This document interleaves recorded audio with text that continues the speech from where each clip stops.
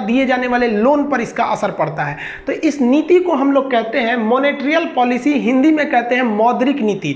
ये नीति बनाने का अधिकार केवल आरबीआई को है। इस नीति के तहत आरबीआई के पास एक ऐसी चाबी है जिसके तहत वो अपने ऑफिस में बैठे भारत में महंगाई को बढ़ा सकती है और महंगाई को घटा सकती है। आरबीआई के पास इतनी समझदारी है कि वो नोट छाप के गरीबी दूर नहीं करती है। नोट छाप कर गरीबी दूर कर देना मतलब अपने आप को क्या है, एक तरह का आत्महत्या कर लेना है। बर्बाद हो जाएगी अर्थव्यवस्था, आप नोट छापकर गरीबी दूर नहीं कर सकते हैं।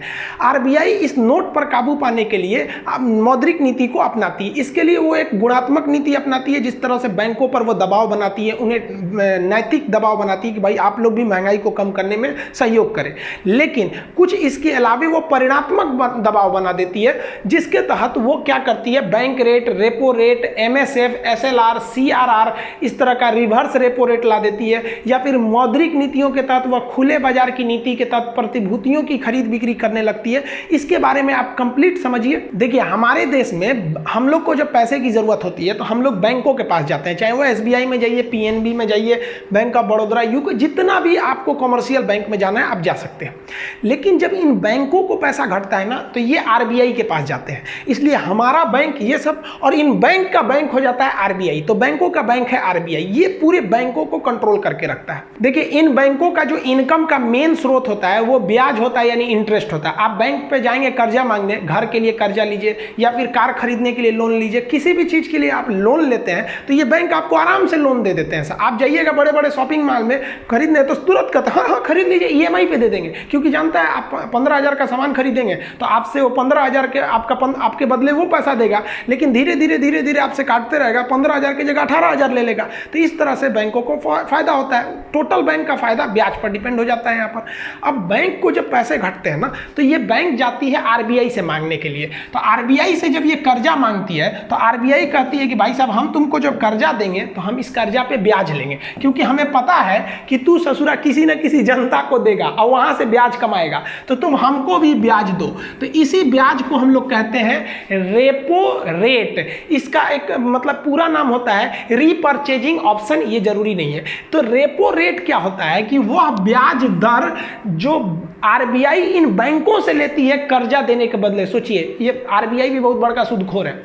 ये रेपो रेट के तहत ये बैंक वाले इससे कर्जा ले लेते हैं और इसके बाद इनको दे दिया। अब मान लीजिए कि ये रेपो रेट है आपका 5%, सपोज करके चलिए कि 5% पे ये कर्जा लाने गया और यहाँ से कोई जनता वाले भाई यहाँ से कोई गए, मान लीजिए यहाँ से गए श्याम, कोई आदमी है श्याम, ये बैंक से कर्जा लेने गया कि भाई साहब हमको कुछ पैसे दे दीजिए, कर्जा चाहिए, हमको लोन चाहिए।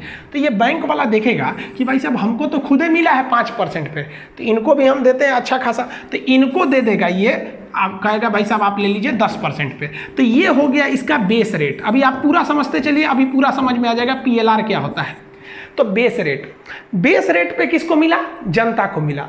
और रेपो रेट पे कर्जा किसको मिला? बैंकों को मिला। कोई भी बैंक को मिल सकता है यहाँ पर। तो अब बताइए, ऐसा पागल कोई मैनेजर होगा क्या जो बेस रेट को रेपो रेट से कम रखे, यानी 5% में ला के इनको 2% पे देगा? बैंक बिक जाएगा, वहाँ पे दिवालिया हो जाएगा बैंक वहाँ पे।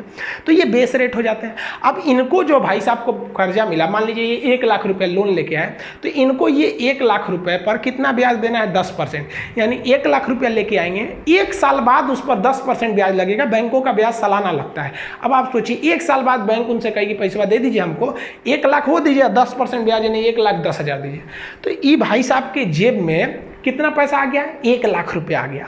ये कैश पैसा को हम लिक्विडिटी कहते हैं, तरलता कहते हैं कैश पैसा को। ये कैश पैसा बर्बादी का जड़ है। अब ये 1 लाख रुपया लेके घूमेंगे ना तो इनको तो शान से चलेंगे, सजरा कहीं का 1 लाख रुपया जेब में है। जाएंगे मिठाई की दुकान पे, कहेंगे हे मिश्रा जी 1 किलो मिठाई तोल दीजिए। दामों नहीं पूछेंगे कितना का है, सीधे कहेंगे 1 किलो मिठाई तोल दीजिए। क्यों? क्योंकि जेबवा में नहीं, इनके तरलता बोल रहा है, तरलता, कैश पैसा, बहुत पैसा में दम होता है सोच रहा वहाँ पर। यहाँ पे तोल दे, अब वो देखेगा कि अरे बाप रे बाप, ये बोले हैं कि 1 किलो तोल दीजिए, तो 100 रुपया का मिठाई रहेगा तो कहेगा हाँ हाँ लीजिए ना, 150 रुपया में बेचें, आपको 120 में लगा देंगे। ये खुश हो गए भाई साहब। ये क्यों खुश हो गए? क्योंकि इनके पास पैसा था।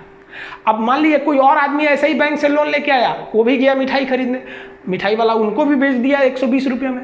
अब एक बात बताइए, जो मिठाई 100 रुपये में बिक रही थी उस पर भी उसे प्रॉफिट था।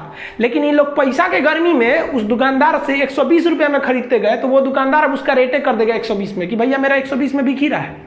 तो ये कैश पैसा जो आदमी के जेब में रहता है ना, यही आदमी जाके महंगाई बढ़ा देता है, जो सरकार नहीं चाहती है कि महंगाई बढ़े, वरना गरीब आदमी पिसा जाता है यहाँ पर। इसलिए गवर्नमेंट जो होती है वो कहती है बैंकों पे कि तुम लोग कम से कम कर्जा दो, लोग कम से कम, लेकिन बैंक वाला कर्जा नहीं देगा तो इसको फायदा कहाँ से होगा? इसलिए बैंक वाला दबा के देता है सब कर्जा कि ले जाइए भाई, जब ले जाइए। तो सरकार कहती है कि जरा तू नहीं मानेगा, रुको बताते हैं। सरकार आरबीआई को कहती है, आरबीआई सुनो तो बहुत महंगाई बढ़ रहा है, एक काम करो रेपो रेट बढ़ा दो। तो आप कल्पना कीजिए कि जरा रेपो रेट कह देगा 40%, तो इनको 10% पे ब्याज मिलेगा। अब इनको कितना पे मिलेगा भाई ब्याज? अब इनको 40 लिया है तो कहेगा लो भाई 50% पे ब्याज। अब 50% पे कोई आपको ब्याज देगा कि 1 लाख रुपया लेंगे तो हम आपसे बदले में 1.5 लाख लेंगे, कोई कर्जे नहीं लेगा, हम ऐसे ही रहेंगे, नहीं मिठाई खाएंगे चलेगा। अब बेचारा बैंक गए थे कर्जा दे दीजिए, तो कहा कि 50% ब्याज, भाग आएगा मिठाई की दुकान पे, कहना मिश्रा जी मिठाई नहीं खरीदना है। मिश्रा जी देखेंगे यार मिठाई नहीं खरीद रहा है कोई, तो बगल से कोई और आएगा, उसको भी लोन नहीं मिला है, उससे भी कहा मिश्रा जी मिठाई नहीं खरीदना है। मिश्रा जी कहेंगे मेरा मिठाइया कोई नहीं खरीद रहा है, महंगा हो गया है क्या मिठाइया यहाँ पर? तब वो मिश्रा जी ने मिठाई का रेट नीचे कर देंगे। रीजन समझिए आप कि किसी भी अर्थव्यवस्था में यदि आपके पास पैसा है तो आप मोलाई करना छोड़ देंगे, आप किसी भी चीज़ को आराम से खरीद लेंगे। आप देखिएगा मॉल में छोटे मोटे आदमी नहीं जाते हैं, मॉल में शॉपिंग करने खरीदारी करने बड़े लोग जाते हैं, उनके पास कैश पैसा है, तरलता, मोलाई नहीं करते हैं, सीधे जाकर भाई बिलिंग करो दे दो यहाँ पर। तो महंगाई को कंट्रोल करने के लिए आरबीआई के पास एक रेपो रेट नाम की चाबी है। तो अब आप ये समझ गए कि रेपो रेट यदि बढ़ गया तो समझ जाइए आपको लोन बहुत महंगा मिलने वाला है, और अगर रेपो रेट घट गया तो समझिए कि आपको लोन बहुत सस्ता मिलने वाला है। तो मोदी जी ने कहा था ना कि कोरोना के वजह से हम रेपो, आरबीआई से कहते हैं कि अपनी मौद्रिक नीतियों को सख्त न करें, यानी अपना रेपो रेट कम कर दो, ब्याज कम मिलेगा, आप आराम से जाके बैंक से लोन ले लीजिए, आपका जो बिजनेस चौपट हुआ था नया बिजनेस खोल सकते हैं। अब ये रेपो रेट जो होता है वो 2 से 14 दिन के लिए दिया जाता है, लेकिन कभी कभी बैंकों को केवल 1 दिन के लिए पैसे की जरूरत पड़ती है या ओवरनाइट पैसे की जरूरत पड़ती है, तो वो रेपो रेट पे नहीं लेता है, वो तत्काल पैसा लेता है, उसे कहते हैं MSF, मार्जिनल स्टैंडिंग फैसिलिटी। तो देखिए जब आरबीआई इन किसी भी बैंकों को केवल 1 दिन के लिए कर्जा देती है ना, तो उस पर जो ब्याज लेती है उसे हम कहते हैं मार्जिनल स्टैंडिंग फैसिलिटी, MSF। कहेगा कि 1 रात के लिए जो ब्याज लेती है उसे क्या कहते हैं? MSF। 2 से 14 दिन के लिए अगर ब्याज दी तो उसे क्या कहते हैं? Repo rate. जनरली सबसे ज़्यादा अगर बैंक लेते हैं सब तो रेपो रेट लेते हैं, क्योंकि बैंकों के पास ऑलरेडी इतना ग्राहकों का पैसा आते रहता है कि उन्हें लेने की ज़रूरत नहीं पड़ती है, कभी कभी खरमास वगैरह में लेना पड़ता है ताकि लोगों के पास उतना पैसा नहीं रहता है। तो 2 से 14 दिन, लेकिन 14 दिन से ज्यादा के नहीं, यानी लॉन्ग टर्म के लिए अगर आपको पैसा चाहिए इन बैंकों को आरबीआई से, तो आरबीआई उस पे जो ब्याज लेती है लॉन्ग टाइम के ब्याज को उसे कहते हैं बैंक रेट। ये रेट हमेशा चेंज होते रहते हैं, साल में ये 4 बार तो इनको चेंज होना फिक्स है, इसके अलावे भी कभी कभी साल में ही ससुरे 8 बार चेंज हो जाते हैं। तो ये अक्सर चेंज होते रहते हैं सब। तो हम यहाँ जो आंकड़ा रखें MSF 4.65, तो ये कभी भी चेंज हो सकते हैं। तो आप बाबू इसको ध्यान से समझिएगा, मजबूरी है तो हमेशा चेंज होते रहते हैं, सब आरबीआई के हाथ में। अभी हम बता रहे हैं कल बदल देगा, तो आप कहिएगा सर आप इतना बताए थे इतना हो गया, तो ये बहुत फ्लैक्चुएट करते रहते हैं। तो आप इस पर नहीं जाइएगा, आप कंसेप्ट समझिए। कहेगा क्वेश्चन कि अति अल्पकालीन यानी 1 रात के लिए अगर पैसा लिया किसी बैंक ने आरबीआई से तो कौन सा ब्याज लेगा? तो MSF। 2 से 14 दिन के लिए अगर आरबीआई ने कर्जा दिया तो कौन सा ब्याज लेगा? Repo rate. और दीर्घकालीन कर्जा दिया यानी 14 दिन से ज्यादा के लिए दिया आरबीआई ने किसी भी बैंकों को, तो उसको क्या कौन सा ब्याज लेगा? तो बैंक रेट। बीपीएससी के एग्जाम में पूछा था कि अल्पकालीन यानी कम समय के लिए कौन सा होता है? तो रेपो रेट। अति अल्पकालीन सबसे कम समय के लिए MSF होते हैं सब। तो MSF का जो रेट होता है वो रेपो रेट से ज्यादा होता है क्योंकि इमरजेंसी में मांगने गए।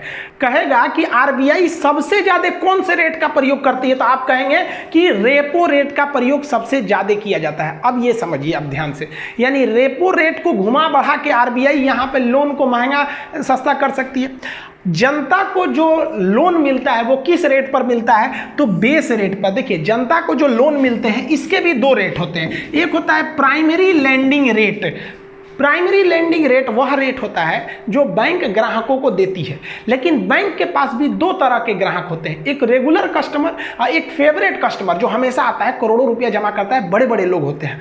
तो जो बड़े बड़े लोग होते हैं बैंक उनका ज़्यादा ख्याल रखती है, तो उनको जो बैंक कर्जा देती है वो बहुत कम ब्याज पे देती है। जैसे मान लीजिए कोई का करोड़ों रुपया का अकाउंट में है तो उसको दे देगी कि भैया आप 8% पे ले जाइए, और कोई आजे आया है बैंक में खाता खुलवाने का कर्जा दे दीजिए तो उनको देके 12% पे